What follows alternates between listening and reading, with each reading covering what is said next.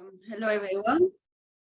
First, I would like to thank the organizer for this very amazing conference. So, as Emily said, I will talk to you about Cervid and the recent one from Upper Pleistocene, from the south of France and the Iberian Peninsula. So the Iberian Peninsula is considered as a refugium for temperate species during Pleistocene, meaning that species like fallow deer, roe deer, for example, survived in this location during glacial period and populated the other part of Europe during interglacial one.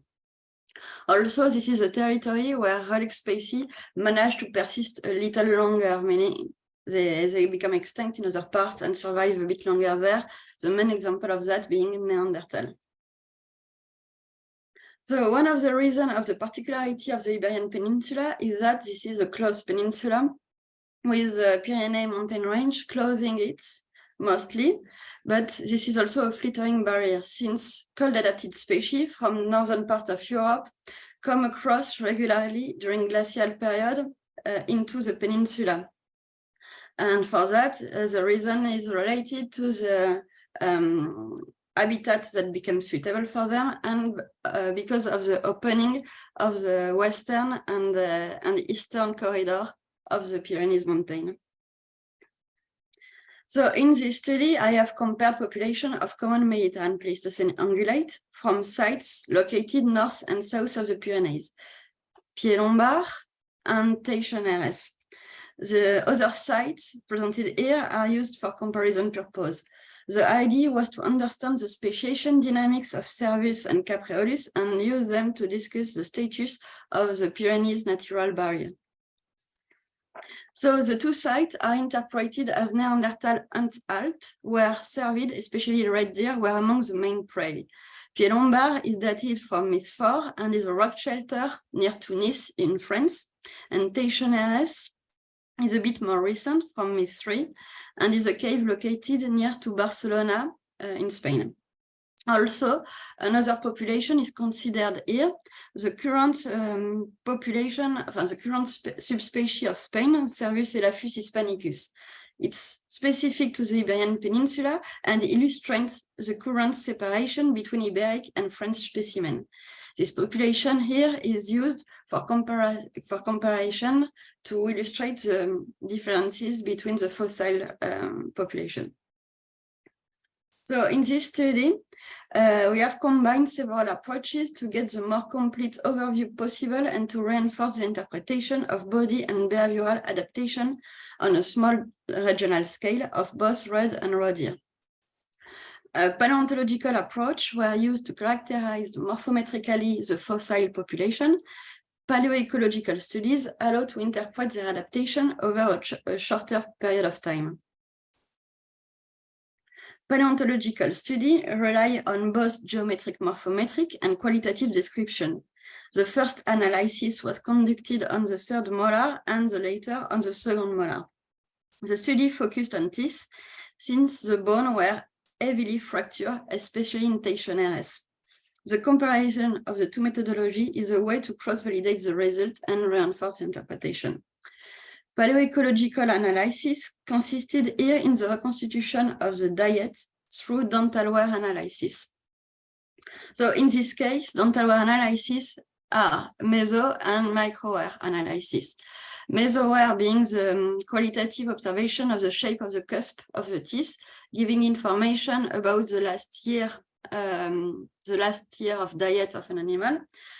And microwear being a microscopic observation of the animal, giving information about the last day to a month diet of an individual. The dental analysis allows to separate herbivore in 4 dietary categories.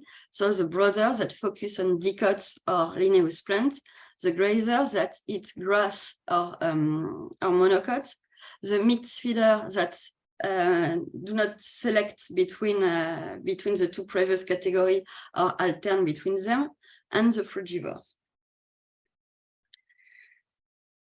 So 7 morphological characters were observed on the second molar and classified using a hierarchical clustering. The analysis differentiates the two fossils and the current population, showing their significant differences between especially the Spanish and the French population. The geometrical morphometric compares the shape of the third molar and discriminate as well the three populations. In sum, the two analyses point in the same direction. Pied-Lombard red deer are characterized by a very complex teeth, while the fossil and the current population from Spain have way simpler teeth. And the same analysis was conducted on Capreolus, but we couldn't find any differences between the fossil population. Dietary analysis of both red deer and roe deer shows that red deer tend to be mixed feeder on their last years of life, meaning that they don't select preferentially grays or browse. But variation can be spotted with the individual from Teixeira's So, but in Capreolus, they only focus on browse, but variation can be spotted on the population from Teixeira's Stress B, where he seems a bit less browser than the other. At the time of their death, the flexibility of Cervus is still observable since it can be grazer or mixed feeder, while Capreolus remains a browser, although the diet of roe deer from the level 3B from Teixeira's is again a bit different from the other population, since it displays a lot of pits that indicate a significant ingestion of dust. So this study shows that Capreolus is morphologically homogeneous, while Cervus is more diverse. We were able to spot important differences between the Cervus from Pied-Lombard and the current Cervus elaphus hispanicus. The population from Pied-Lombard being characterized by complex morphology, and the Cervus elaphus hispanicus by a very simple one. The morphology of the Cervus from Teixeira's appear very similar to the current red deer population. Maybe this could indicate that from a current, that at least from mystery, Spanish population started to be separated from French one, announcing the current subspeciation. Although morphometrical differences can be observed between the different red deer population, this study shows that they were not directly related with their diet, as it is described by Dontalware. For roe deer, the opposite was observed. We failed to find any differences in the morphology of the different population. We find, however, differences in their weight. And here, we can observe a correlation between the diet and the weight of roe deer population. The population able to browse all year long appear heavier than the one that ingested more abrasive plants. More population will be useful to assess this observation. So we can therefore observe that Capreolus is a conservative species restricted to precise biome who will experience light body adaptation to his environment. Cervus is a more generalist and will therefore experience more environmental pressure that will induce more rapid body adaptation. Those mechanisms are responsible for the observed ongoing subspeciation of Cervus that we do not observe for Capreolus. So by considering several aspects and timescale in the adaptation processes of red and roe deer, we were able to show different trends in their evolution on a regional scale. The description of the subspeciation mechanism for the two species indicates that red deer is a very flexible taxon that can record very fast changes. As soon as mystery, red deer population from north and south started to differentiate, announcing maybe the subspeciation of the current Cervus elaphus hispanicus.